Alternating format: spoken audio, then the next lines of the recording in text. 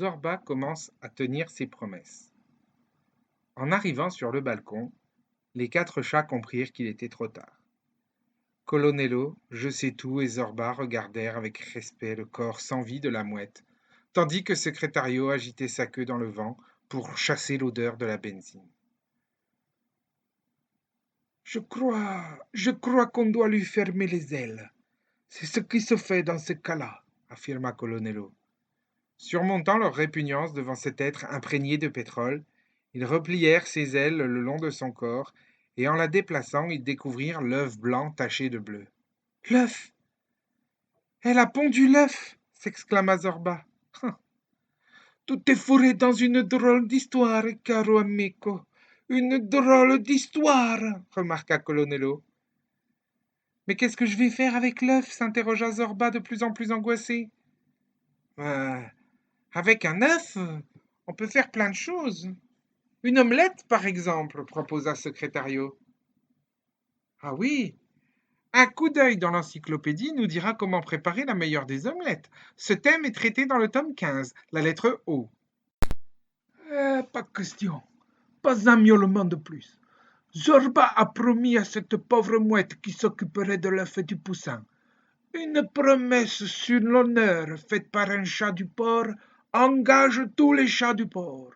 Aussi on ne touche pas à cet œuf, déclara solennellement Colonello.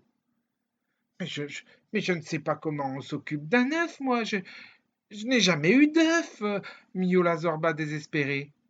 Alors, les chats regardèrent Je sais tout. Peut-être y avait-il quelque chose là-dessus dans sa fameuse encyclopédie.